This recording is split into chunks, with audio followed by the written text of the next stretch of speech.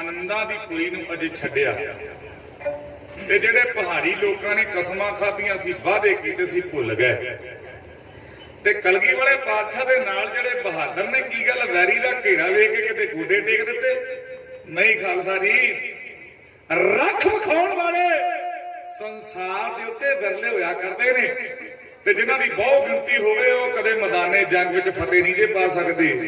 फतेह किहड़े पाउंदे ने जिन्हां दी गिनती थोड़ा होवे ते जिन्हां दी गिनती थोड़ी होवे ना खालसा जी ओ घरों जदों तुरदे ने एक अरदासा करके तुरदे ने ओ कहंदे सी चले आ साडी आस ना रखियो क्योंकि ओ कहंदे असीं शहीद होण वास्ते चले असीं मुड़न वास्ते नहीं चले ते जेड़े कहंदे ना असीं चले ते आ गए खालसा जी जित कदे उन्हां दी झोली विच नहीं पई। इत्थे ते गुरु नानक साहब ने पहला ही कह दिता ਪਹਿਲਾ ਮਰਨ ਕਬੂਲ ਜੀਵਨ ਕੀ ਛੜਿਆਸ। ਜੇ ਤੇ ਮੇਰਾ ਪੁੱਤ ਬਣਨਾ, ਜਿਸ ਇਸ ਘਰ ਦਾ ਬਣਨਾ ਵਾਰਸ, ਤੇ ਸੱਜਣਾ ਪਹਿਲਾਂ ਤੈਨੂੰ ਮਰਨਾ ਪੈਣਾ ਏ, ਇਹ ਸਿਰ ਭੇਟ ਕਰਨਾ ਪੈਣਾ ਏ। ਕਿਉਂਕਿ ਇੱਥੇ ਜਿੰਦਾ ਸ਼ਹੀਦ ਖਾਲਸਾ ਜੀ ਜਿਨ੍ਹਾਂ ਨੇ ਜਿੰਦੇ ਆਪਣੇ ਸਾਹ ਚੱਲਦੇ ਆ ਸੀਸ ਭੇਟ ਕਰ ਦਿੱਤਾ ਨਾ ਕੌਮ ਨੂੰ, ਉਹ ਜਿਉਂਦੇ ਰਹਿੰਦੇ ਨੇ। ਅੱਜ ਤੇ ਪੰਜਾਂ ਪਿਆਰੇ, ਜਦੋਂ ਪੰਜ ਪਿਆਰੇ ਕਹਿੰਦੇ ਨੇ ਨਾ ਵੀ ਭਾਈ ਇਹ ਸੀਸ ਪੰਥ ਦਾ ਹੋ ਗਿਆ, ਹੁਣ ਤੇਰਾ ਨਹੀਂ, ਇਹ ਗੁਰੂ ਗੋਬਿੰਦ ਸਿੰਘ ਦਾ ਹੋ ਗਿਆ ਸੀਸ, ਤੇਰਾ ਨਹੀਂ ਹੋਣਾ। ਤੇ ਜੇ ਲੋੜ ਪਈ ਪੰਥ ਨੂੰ ਤੇ ਕੁਰਬਾਨ ਕਰੇਗਾ। ਉਹ ਤੇ ਬੰਦਾ ਨਵਾਂ ਨਵਾਂ ਦੇ ਸਿਰ ਲਾਉਂਦਾ, ਕਹਿੰਦਾ ਹਾਂਜੀ ਅੱਜ ਤੋਂ ਬਾਅਦ ਪੰਥ ਦਾ ਹੋ ਗਿਆ ਜੀ, ਮੈਂ ਇਹ ਪੰਥ ਦੇ ਗ੍ਰੰਥ ਨੂੰ ਮੈਂ ਸਮਰਪਿਤ ਹੋ ਗਿਆ। ਪਰ ਖਾਲਸਾ ਜੀ ਜਦੋਂ ਕਿਤੇ ਭੀੜ ਬਣਦੀ ਹੈ ਨਾ, ਉਦੋਂ ਕੋਈ ਵਿਰਲੀ ਮਾਂ ਦਾ ਪੋਤੀ ਸਿਰ ਤਾਂ ਜ਼ਨਾਨਾ ਲੈ ਕੇ ਮੈਦਾਨੇ ਜੰਗ ਵਿੱਚ ਆਉਂਦਾ, ਆਪਣੀ ਕੌਮ ਦੀ ਖਾਤਰ, ਆਪਣੇ ਪੰਥ ਦੇ ਉੱਤੇ ਆਪਾਂ ਨਿਸ਼ਾਵਰ ਕਰਨ ਵਾਲਾ। ਇੱਕ ਬੇਨਤੀ ਹੋਰ ਕਰਦਾ ਜਾਵਾਂ ਖਾਲਸਾ ਜੀ, ਆ ਕੌਮ ਤੇ ਪੰਥ, ਪੰਥ ਧੁਰ ਦਰਗਾਹ ਤੋਂ ਆਇਆ। ਤੇ ਇਹ ਕੌਮੀ ਸ਼ਬਦ ਕਦੋਂ ਪੈਦਾ ਹੋਇਆ? ਸਾਡੀ ਜ਼ੁਬਾਨ ਤੇ ਵੀ ਚੱਲਣ ਲੱਗ ਪਿਆ ਇਹ ਕੌਮੀ ਸ਼ਬਦ ਉਦੋਂ ਪੈਦਾ ਹੋਇਆ ਜਦੋਂ ਕਵੀ ਜਨਾਂ ਨੇ ਕਵਿਤਾਵਾਂ ਲਿਖਣੀਆਂ ਸ਼ੁਰੂ ਕਰ ਦਿੱਤੀਆਂ। ਪਹਿਲਾਂ ਜਿੱਥੇ ਵੀ ਇਤਿਹਾਸ ਪੜ੍ਹ ਕੇ ਵੇਖ ਲਓ, ਉਹਦੇ ਵਿੱਚ ਪੰਥ ਲਿਖਿਆ ਹੁੰਦਾ। ਸਾਡੇ ਪੰਥ ਨੇ ਵੱਡੀਆਂ ਕੁਰਬਾਨੀਆਂ ਕੀਤੀਆਂ, ਔਰ ਇਹ ਪੰਥ ਐਸਾ ਖਾਲਸਾ ਜੀ ਤਿਆਰ ਹੋਇਆ, ਇਹ ਐਸਾ ਖਾਲਸਾ ਪ੍ਰਗਟ ਕੀਤਾ ਮੇਰੇ ਪਾਤਸ਼ਾਹ ਨੇ, ਜਿਹੜਾ ਮੌਤ ਦੀ ਕਦੇ ਪਰਵਾਹ ਹੀ ਨਹੀਂ ਕਰਦਾ। ਖਾਲਸਾ ਜੀ ਇੱਕ ਇਹੋ ਜਿਹਾ ਖਾਲਸਾ ਜਿਹੜਾ ਮੌਤ ਵੇਖ ਕੇ ਜਿਹਨੂੰ ਚਾਹ ਚੜਦਾ ਹੈ। 2000 ਕੌਮਾਂ ਸੰਸਾਰ ਦੇ ਉੱਤੇ ਖਾਲਸਾ ਜੀ, ਜਿਨ੍ਹਾਂ ਵਿੱਚੋਂ ਸਰਵੋਤਮ ਇਤਿਹਾਸ, ਸਰਵੋਤਮ ਜਰਨੈਲ, ਸਰਵੋਤਮ ਕਵੀ, ਸਰਵੋਤਮ ਬਹਾਦਰ, ਉਹ ਇੱਕੋ ਇੱਕ ਕੌਮ ਹੈ ਖਾਲਸਾ ਜੀ। ਉਹ ਕਲਗੀ ਵਾਲੇ ਦਾ ਸਾਜਿਆ ਨਵਾਜਿਆ ਪੰਥ ਜਿਹੜਾ ਹੈ, ਉਹ ਸਿੱਖ ਪੰਥ ਜਿਹੜਾ ਹੈ ਖਾਲਸਾ ਜੀ, ਸਭ ਤੋਂ ਸਰਵੋਤਮ ਇਹਨਾਂ ਦਾ ਨਾਮ ਹੁੰਦਾ ਹੈ। ਇਹਨਾਂ ਦੇ ਸ਼ਹੀਦ ਹੋਣ ਵਾਲਿਆਂ ਦੀ ਗਿਣਤੀ ਵੀ ਸਭ ਤੋਂ ਉੱਪਰ ਹੈ। ਅੱਜ ਵੈਰੀ ਨੇ ਹੱਲਾ ਕਰ ਦਿੱਤਾ ਤੇ ਗੁਰੂ ਗੋਬਿੰਦ ਸਿੰਘ ਸੱਚੇ ਪਾਤਸ਼ਾਹ ਇੱਕ ਪਾਤਸ਼ਾਹ ਦੀ ਤਰ੍ਹਾਂ, ਬਾਦਸ਼ਾਹ ਤੇ ਪਾਤਸ਼ਾਹ ਵਿੱਚ ਬਹੁਤ ਫਰਕ ਹੈ ਖਾਲਸਾ ਜੀ। ਬਾਦਸ਼ਾਹ ਕਿਹੜਾ, ਜਿਵੇਂ ਕੋਈ ਲੀਡਰ ਬਣ ਗਿਆ, ਉਹ ਆਪਣੇ ਭਰੇ ਵਾਸਤੇ ਆਪਣੇ ਭਰਾ ਨੂੰ ਵੀ ਮਰਵਾ ਸਕਦਾ ਜੀ, ਉਹ ਆਪਣਾ ਘਰ-ਬਾਰ ਬਣਾਉਣ ਵਾਸਤੇ ਉਹ ਕਿਸੇ ਦਾ ਵੀ ਘਾਣ ਕਰਾ ਸਕਦਾ ਹੈ। ਪਰ ਜਿਹੜਾ ਬਾਦਸ਼ਾਹ ਹੈ, ਬਾਦਸ਼ਾਹ ਕਹਿੰਦਾ ਕਿ ਮੈਂ ਉਜੜਦਾ ਤੇ ਲੱਖ ਵਾਰੀ ਉਜੜ ਜਾਵਾਂ, ਪਰ ਮੇਰਾ ਪਰਿਵਾਰ, ਮੇਰਾ ਪੰਥ ਵਸੇ, ਮੈਂ ਉਜੜਾ, ਮਨ ਚਾਓ ਘਨੇਰਾ, ਵਾਹੋ ਵਾਹੋ ਗੋਬਿੰਦ ਸਿੰਘ ਧੰਨ ਤੇਰਾ ਜਿਹੜਾ। ਉਹ ਇੱਕੋ ਇੱਕ ਹੀ ਹੈ। ਵਹਿ ਪ੍ਰਗਟਿਓ ਮਰਦ ਅਗੰਬੜਾ, ਬਰਿਆਮ ਅਕੇਲਾ, ਵਾਹੋ ਵਾਹੋ ਗੋਬਿੰਦ ਸਿੰਘ ਆਪੇ ਗੁਰ ਚੇਲਾ। ਉਹ ਗੁਰੂ ਵੀ ਹੈ ਤੇ ਚੇਲਾ ਵੀ ਹੈ। ਆ ਬਚਨ ਸਿੱਧ ਕਰਨ ਦਾ ਸਮਾਂ ਆ ਗਿਆ। ਜਦੋਂ ਪੰਜਾਂ ਸਿੰਘਾਂ ਦੇ ਕੋਲ ਅੰਮ੍ਰਿਤ ਦੀ ਦਾਤ ਮੰਗੀ ਨਾ ਖਾਲਸਾ ਜੀ, ਤੇ ਸਿੰਘਾਂ ਨੇ ਆਖਿਆ ਸੀ ਪਾਤਸ਼ਾਹ ਇਸ ਅੰਮ੍ਰਿਤ ਦੇ ਬਦਲੇ ਅਸੀਂ ਆਪਣੇ ਸਿਰ ਭੇਟ ਕੀਤੇ ਨੇ, ਤੇ ਪਾਤਸ਼ਾਹ ਤੁਸੀਂ ਇਸ ਅੰਮ੍ਰਿਤ ਦੇ ਬਦਲੇ ਕੀ ਦਿਓਗੇ? ਤੇ ਗੁਰੂ ਗੋਬਿੰਦ ਸਿੰਘ ਸੱਚੇ ਪਾਤਸ਼ਾਹ ਹਾਸੇ ਤੇ ਹੱਥ ਜੋੜ ਕੇ ਪਤਾ ਕੀ ਆਖੋਗੇ? ਕਹਿੰਦੇ ਖਾਲਸਾ ਜੀ ਜਿਸ ਤੁਸੀਂ ਅੰਮ੍ਰਿਤ ਦੇ ਬਦਲੇ ਆਪਣੇ ਸਿਰ ਭੇਟ ਕੀਤੇ ਨੇ ਨਾ, ਇਸ ਅੰਮ੍ਰਿਤ ਨੂੰ ਮੈਂ ਪ੍ਰਾਪਤ ਕਰਨ ਵਿੱਚ ਆਪਣਾ ਸਾਰਾ ਸਰਬੰਸੀ ਕੁਰਬਾਨ ਕਰ ਦੇਵਾਂਗਾ। ਮੈਨੂੰ ਅੰਮ੍ਰਿਤ ਦੀ ਦਾਤ ਦੇ ਦਿਓ, ਇਸ ਅੰਮ੍ਰਿਤ ਦੇ ਬਦਲੇ ਮੈਂ ਪੂਰਾ ਸਰਬੰਸੀ ਆਪਣਾ ਵਾਰ ਦੇਵਾਂਗਾ। ਤੇ ਅੱਜ ਖਾਲਸਾ ਜੀ ਇੱਕ ਬੜਾ ਕੌੜਾ ਸ਼ਬਦ ਹੈ, ਉਹ ਬੇਨਤੀ ਕਰਦਾ ਜਾਵਾਂ। ਅੱਜ ਅਸੀਂ ਅੰਮ੍ਰਿਤ ਗੁਰੂ ਦੇ ਘਰ ਵਿੱਚ ਜਾ ਕੇ ਅਰਦਾਸਾਂ ਕਰਦੇ, ਪਹਿਲਾਂ ਵੀ ਸੱਚੇ ਪਾਤਸ਼ਾਹ ਸਾਨੂੰ ਗੁਰੂ ਵਾਲਾ ਬਣਾ ਲੈ। ਤੇ ਜਦੋਂ ਬਣ ਜਾਂਦੇ ਨਾ ਖਾਲਸਾ ਜੀ, ਸਭ ਤੋਂ ਪਹਿਲਾਂ ਟਿੱਪਣੀ ਅਸੀਂ ਗੁਰੂ ਦੇ ਇਤਿਹਾਸ ਦੇ ਤੇ ਗੁਰੂ ਦੀ ਬਾਣੀ ਤੇ ਕਰਦੇ ਹਾਂ। ਪਰ ਜਿਹੜਾ ਮੇਰੇ ਪਾਤਸ਼ਾਹ ਨੇ ਪੰਥ ਬਣਾਇਆ ਨਾ, ਪੰਥ ਸਾਜਿਆ, ਉਹਦੇ ਵਿੱਚ ਇੱਕ ਹੀ ਆਵਾਜ਼ ਆਉਂਦੀ ਹੈ, ਨਾ ਕੋ ਬੈਰੀ ਨਹੀਂ ਬੇਗਾਨਾ, ਸਗਲ ਸੰਗ ਹਮਕੋ ਬਣਾਈ। ਇੱਕ ਬੇਨਤੀ ਹੋਰ ਕਰਦੇ ਜਾਵਾਂ ਖਾਲਸਾ ਜੀ, ਆ ਨੌਜਵਾਨ ਨੇ ਨਾ ਜਿਨ੍ਹਾਂ ਨੇ ਅਜੇ ਕੇਸ ਨਹੀਂ ਰੱਖੇ, ਇਹਨਾਂ ਨੂੰ ਜਿੰਨਾ ਵੀ ਵੱਧ ਤੋਂ ਵੱਧ ਪਿਆਰ ਦਿਓਗੇ ਨਾ, ਇਹ ਖਾਲਸਾ ਜੀ ਇਹਨਾਂ ਨੂੰ ਰੰਗ ਚੜੇਗਾ। ਤੇ ਸਭ ਤੋਂ ਵੱਧ ਸਾਡੇ ਪ੍ਰਚਾਰਕ ਹੀ ਇਹਨਾਂ ਨੂੰ ਤੋੜਦੇ ਨੇ। ਜਦੋਂ ਕੋਈ ਬਹਿ ਗਿਆ ਬਸ ਪਹਿਲੀ ਸੱਟੇ ਉਹਦੇ ਤੇ ਨਿਸ਼ਾਨਾ ਮਾਰਨ ਨਾਲ ਦੂਜੀ ਵਾਰ ਅਗਲਾ ਬਹਿੰਦਾ ਹੀ ਨਹੀਂ। ਖਾਲਸਾ ਜੀ ਅੱਜ ਇਹਨਾਂ ਦੇ ਕੇਸ ਕਤਲ ਨੇ, ਪਰ ਹੌਲੀ ਹੌਲੀ ਕਰਕੇ ਜਿੱਦਣ ਇਹਨਾਂ ਨੂੰ ਰੰਗ ਚੜ ਗਿਆ ਨਾ, 96 ਕਰੋੜ ਖਾਲਸਾ ਜਿਹੜਾ ਪ੍ਰਗਟ ਹੋਣਾ ਨਾ, ਇਹਨਾਂ ਵਿੱਚੋਂ ਹੀ ਤਿਆਰ ਬਰ ਤਿਆਰ ਹੋਣਾ। ਇਸ ਕਰਕੇ ਇਹ ਪੰਥ ਦਾ ਆਉਣ ਵਾਲਾ ਜਿਹੜਾ ਭਵਿੱਖ ਹੈ ਤੁਸੀਂ ਜਾਣਦੇ ਹੋ, ਇਹਨਾਂ ਨੂੰ ਤਿਆਰ ਬਰ ਤਿਆਰ ਕਰਨਾ ਇਹ ਬਜ਼ੁਰਗ ਤੁਹਾਡੇ ਹਿੱਸੇ ਵਿੱਚ ਹੈ। ਆਪਣੇ ਗੁਰੂ ਘਰ ਵਿੱਚ ਲੈ ਕੇ ਆਉਣਾ, ਔਰ ਜ਼ਿੰਮੇਵਾਰੀਆਂ ਦਾ ਭਾਰ ਇਹਨਾਂ ਦੇ ਮੋਢਿਆਂ ਉੱਤੇ ਪਾਓ। ਇਹਨਾਂ ਨੂੰ ਪਤਾ ਲੱਗੇ ਕਿ ਅਸੀਂ ਗੁਰੂ ਘਰ ਦੇ ਸੇਵਾਦਾਰ ਹਾਂ, ਔਰ ਇਹਨਾਂ ਨੂੰ ਪਤਾ ਲੱਗੇ ਕਿ ਅਸੀਂ ਕਿੰਨੇ ਅਮੀਰ ਹਾਂ, ਅਸੀਂ ਗੁਲਾਮ ਨਹੀਂ। ਗੁਲਾਮ ਕਿਹੜੇ ਲੋਕ ਨੇ ਜਿਨ੍ਹਾਂ ਦੀ ਸੋਚ ਗੁਲਾਮ ਹੈ? ਖਾਲਸਾ ਤੇ ਕਦੇ ਗੁਲਾਮ ਹੀ ਨਹੀਂ ਹੋਇਆ। ਔਰ ਨੂਰ ਦੀ ਸਰਾਬ ਦੇ ਦੋ ਹੀ ਮਰਦ ਬੈਠੇ ਸੀ, ਬੋਤਾ ਸਿੰਘ ਤੇ ਕਰਜਾ ਸਿੰਘ। ਤੇ ਸਮੇਂ ਦੀ ਸਰਕਾਰ ਕੋਲ ਟੈਕਸ ਵਸੂਲ ਕਰ ਲਿਆ ਤੇ ਖਾਲਸਾ ਜੀ ਹੁਣ ਤੇ ਸਾਡੀ ਗਿਣਤੀ ਵੀ ਲੱਖਾਂ ਵਿੱਚ ਹੀ ਆਉਂਦੀ ਤੇ ਅਜੇ ਵੀ ਅਸੀਂ ਕਹੀ ਜਾਈਏ ਗੁਲਾਮ ਆ ਗੁਲਾਮ, ਫਿਰ ਤੇ ਬਦਕਿਸਮਤੀ ਹੈ ਨਾ। ਖਾਲਸਾ ਕਦੇ ਗੁਲਾਮ ਨਹੀਂ ਹੋਇਆ ਤੇ ਕਲਗੀ ਵਾਲੇ ਪਾਤਸ਼ਾਹ ਨੇ 24 ਸਾਲ ਲਾਏ, ਖਾਲਸਾ ਜੀ 24 ਸਾਲ, ਕਿ ਮੈਂ ਸਿੱਖ ਤੋਂ ਕਿਹੋ ਜਿਹਾ ਰੂਪ ਦੇਵਾਂ, ਸਿੰਘ ਤਿਆਰ ਕੀਤਾ। 24 ਸਾਲ ਲੱਗੇ, ਹੁਣ ਸਿੰਘ ਤਿਆਰ ਕੀਤਾ। ਖਾਲਸਾ ਜੀ ਸਾਡੇ ਜੀਵਨ ਵਿੱਚ ਤੇ ਕਈ ਆਲਸ ਹੋਣਗੇ, ਪਰ ਜਿਹੜਾ ਕਲਗੀ ਵਾਲੇ ਪਾਤਸ਼ਾਹ ਨੇ ਪ੍ਰਗਟ ਕੀਤਾ ਨਾ ਖਾਲਸਾ, ਉਹਦੇ ਜੀਵਨ ਵਿੱਚ ਆਲਸ ਨਹੀਂ ਸੀ। ਇੱਕ ਸਿੰਘ ਦਾ ਜੀਵਨ ਤੇ ਇੱਕ ਬਾਜ ਦਾ ਜੀਵਨ ਸੇਮ ਰਲਦਾ ਹੈ ਖਾਲਸਾ ਜੀ। ਵਿਦਵਾਨ ਬੈਠੇ ਨੇ ਭਾਈ ਗੁਰਜਿੰਦਰ ਸਿੰਘ ਜੀ। ਬਾਜ ਬਜ਼ੁਰਗ ਹੋ ਜਾਵੇ ਨਾ, ਬਾਜ ਜਦੋਂ ਬੁੱਢਾ ਹੋ ਜਾਂਦਾ ਹੈ, ਉਹ ਖਾਲਸਾ ਜੀ ਖੁੰਦਰਾਂ ਵਿੱਚ ਚਲਾ ਜਾਂਦਾ ਹੈ। ਉਹ ਪਹਾੜਾਂ ਵਿੱਚ ਜਾ ਕੇ ਨਾ ਆਪਣੀ ਚੁੰਝ ਮਾਰ ਮਾਰ ਕੇ ਪੱਥਰਾਂ ਦੇ ਉੱਤੇ ਆਪਣੇ ਆਪ ਨੂੰ ਖਤਮ ਕਰ ਲੈਂਦਾ ਹੈ, ਪਰ ਕਿਸੇ ਦੇ ਗਾੜੀ ਹੱਥ ਨਹੀਂ ਡਾਉਂਦਾ, ਕਿਸੇ ਦਾ ਦਿੱਤਾ ਖਾਂਦਾ ਨਹੀਂ ਖਾਲਸਾ ਜੀ। ਹੁਣ ਤੁਸੀਂ ਆਖੋਗੇ ਬਾਜ ਦੇ ਕਿਹੜੇ ਹੱਥ ਹੁੰਦੇ ਆ? ਕਹਿੰਦਾ ਮੇਰੇ ਭਾਵ ਇਹ ਹੈ ਕਿ ਤੁਸੀਂ ਮੁੱਲ ਦਾ ਮਾਸ ਲਿਆ ਕੇ ਉਹਦੀ ਗਾੜੀ ਪਾਓਗੇ ਬਾਜ ਦੇ, ਬਾਜ ਕਦੀ ਵੀ ਮਾਸ ਮੁੱਲ ਦਾ ਨਹੀਂ ਖਾਵੇਗਾ। ਬਾਜ ਜਦੋਂ ਵੀ ਮਾਸ ਖਾਵੇਗਾ ਖੁਦ ਸ਼ਿਕਾਰ ਕਰੇਗਾ, ਔਰ ਸ਼ਿਕਾਰ ਨੂੰ ਸਭ ਤੋਂ ਪਹਿਲਾਂ ਟੁੰਬੇਗਾ। ਟੁੰਬ ਕੇ ਆਖੇਗਾ ਵੀ ਭਾਈ ਭੱਜ ਸਕਦਾ ਤੇ ਭੱਜ ਲਾ, ਤੇਰਾ ਹੁਣ ਮੈਂ ਸ਼ਿਕਾਰ ਕਰਨਾ। ਔਰ ਬਾਜ ਕਦੇ ਗੁਲਾਮੀ ਪ੍ਰਵਾਨ ਨਹੀਂ ਕਰਦਾ। ਉਹਨੂੰ ਪਿੰਜਰੇ ਵਿੱਚ ਪਾ ਦਿਓਗੇ ਉਹ ਆਪਣੇ ਪ੍ਰਾਣ ਗਵਾ ਦੇਵੇਗਾ, ਪਰ ਗੁਲਾਮੀ ਪਿੰਜਰੇ ਦੀ ਪ੍ਰਵਾਨ ਨਹੀਂ ਖਾਲਸਾ ਜੀ। ਇਸੇ ਤਰ੍ਹਾਂ ਸਿੱਖ ਹੈ, ਬਾਜ ਦੇ ਜੀਵਨ ਵਿੱਚ ਕਦੇ ਆਲਸ ਨਹੀਂ ਹੈ ਤੇ ਸਿੱਖ ਦੇ ਜੀਵਨ ਦੇ ਵਿੱਚ ਵੀ ਸੱਚੇ ਪਾਤਸ਼ਾਹ ਨੇ ਆਲਸ ਵਾਲਾ ਜੀਵਨ ਨਹੀਂ ਆਖਿਆ। ਅੱਜ ਕੱਲ ਦੇ ਪ੍ਰਚਾਰਕ ਕਹਿੰਦੇ ਅੰਮ੍ਰਿਤ ਵਾਲਾ ਹੈ ਹੀ ਨਹੀਂ, ਪਰ ਇੱਥੇ ਸੱਚੇ ਪਾਤਸ਼ਾਹ ਕਹਿੰਦੇ ਅੰਮ੍ਰਿਤ ਵੇਲਾ ਸੱਚ ਨਾਓ ਵਡਿਆਈ ਵਿਚਾਰ।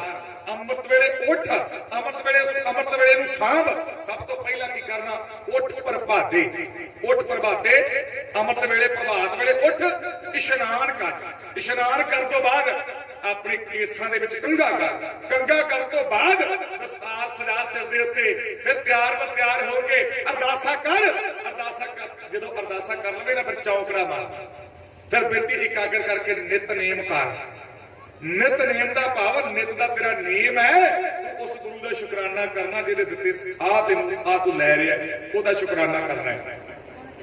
ਹੁਣ ਖਾਲਸਾ ਜੀ ਇਧਰ ਕਲਗੀ ਵਾਲੇ ਪਾਤਸ਼ਾਹ ਇੱਕ ਪ੍ਰਾਤਨ ਬਜ਼ੁਰਗ ਦੇ ਕੋਲੋਂ ਮੈਨੂੰ ਇਹ ਸੁਣਨ ਦਾ ਮੌਕਾ ਮਿਲਿਆ। ਬੂੜ ਮਾਜਰੇ ਔਰ ਬਾਹਮਣ ਮਾਜਰਾ ਤੁਸੀਂ ਸਾਰੇ ਜਾਣਦੇ ਹੋ, 10 ਨੂੰ ਹਾਜ਼ਰੀ ਭਰਨ ਦਾ ਮੌਕਾ ਮਿਲਿਆ। ਉੱਥੇ ਇੱਕ ਬਜ਼ੁਰਗ ਦੱਸਦਾ ਸੀ, ਉਹ ਕਹਿੰਦਾ ਸਾਡੇ ਵੱਡ ਮੇਰੇ ਦੱਸਦੇ ਸੀ, ਜੋ ਗੁਰੂ ਗੋਬਿੰਦ ਸਿੰਘ ਮਹਾਰਾਜ ਨੇ ਅਨੰਦਪੁਰ ਸਾਹਿਬ ਨੂੰ ਛੱਡਿਆ ਨਾ, ਤੇ ਇੱਕ ਪਾਤਸ਼ਾਹ ਦੇ ਵਾਂਗੂ 600 ਦਾ ਪਿੱਛੇ ਜਥਾ, 600 ਦਾ ਅੱਗੇ, 600 ਸੱਜੇ ਤੇ 600 ਦਾ ਹੀ ਖੱਬੇ, ਤੇ ਕਲਗੀ ਵਾਲੇ ਪਾਤਸ਼ਾਹ ਵਿੱਚ, ਉਹਨਾਂ ਦੇ ਵਿੱਚ ਘੋੜਿਆਂ ਤੇ ਸਵਾਰ ਔਰ ਮਾਤਾ ਗੁਜਰੀ ਜੀ ਔਰ ਬਾਬਾ ਜੋਰਾਵਰ ਸਿੰਘ ਤੇ ਬਾਬਾ ਫਤਿਹ ਸਿੰਘ ਜੀ, ਔਰ ਸਭ ਤੋਂ ਪਿੱਛੇ ਉਹ ਕੌਣ ਮਰਦ, ਉਹ ਕਿਹੜਾ ਯੋਧਾ, ਉਹ ਖਾਲਸਾ ਜੀ ਉਹ ਹੈ ਬਾਬਾ ਅਜੀਤ ਸਿੰਘ।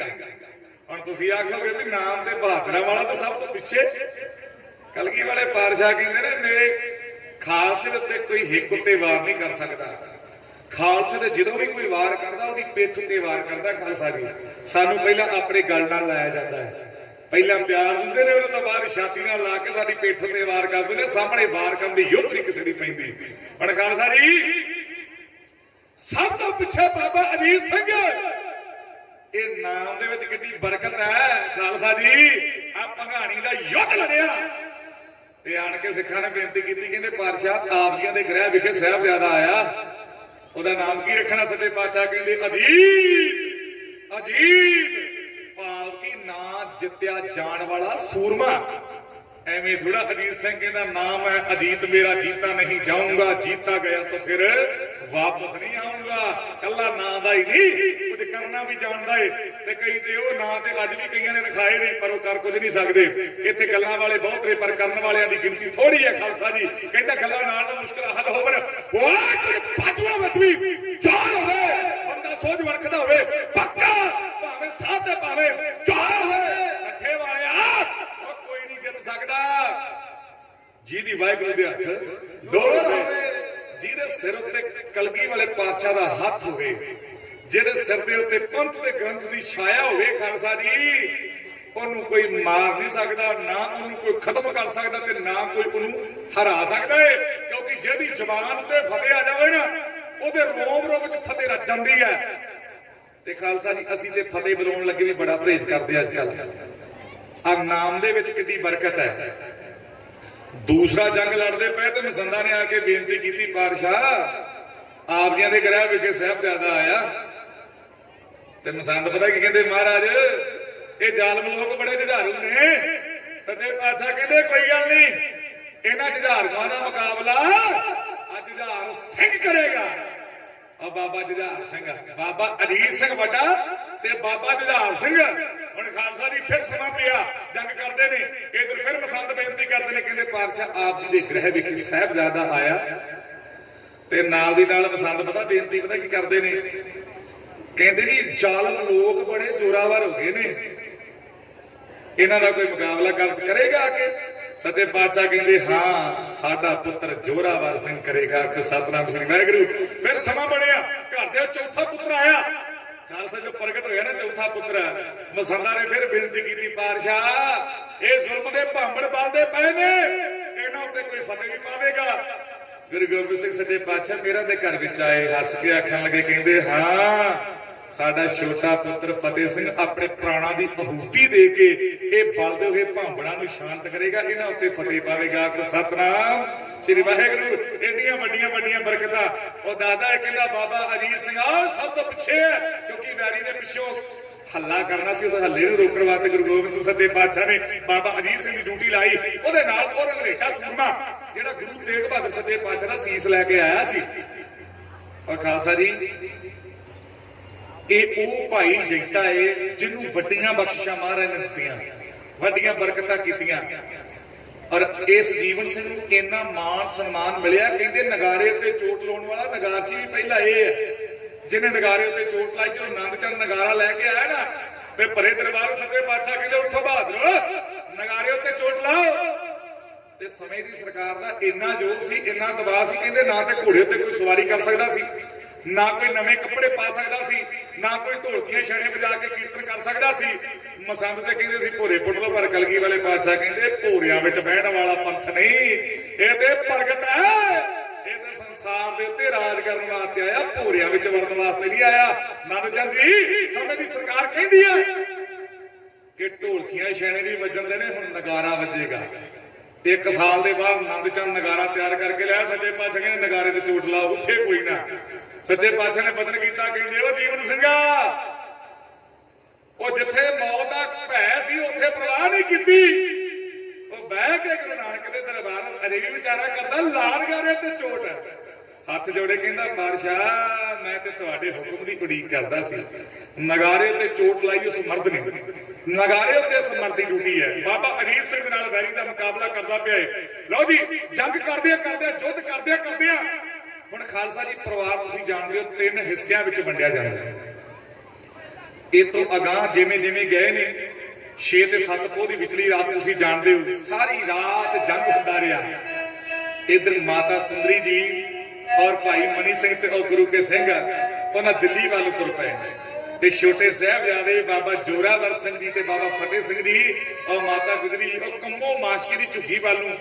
ਇਹ ਮੀਂਹ ਬਰਸਾਤੀਆਂ ਰੁੱਤਾਂ ਜਿਹੜੀਆਂ ਸਨ ਖਾਲਸਾ ਜੀ ਤੁਸੀਂ ਜਾਣਦੇ ਹੋ, ਸਿਆਲ ਦੀ ਰੁੱਤ ਕਿਹੋ ਜਿਹੀ ਹੈ।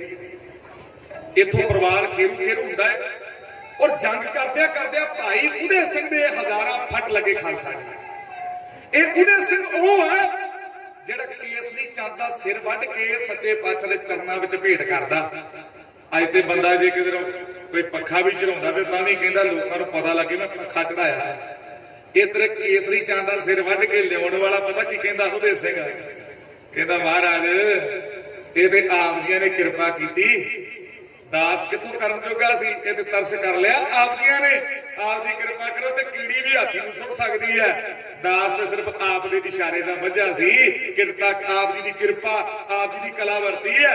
ਉਹ ਅੱਜ ਹਜ਼ਾਰਾਂ ਫੱਟ ਖਾ ਕੇ ਸਹਿਕਦਾ ਪਿਆ ਖਾਲਸਾ ਜੀ ਆਖਰੀ ਸਾਹ ਤੇ ਹੈ। ਤੇ ਸਿੱਖ ਹੋਵੇ ਤੇ ਇਹੋ ਜਿਹਾ ਹੋਵੇ।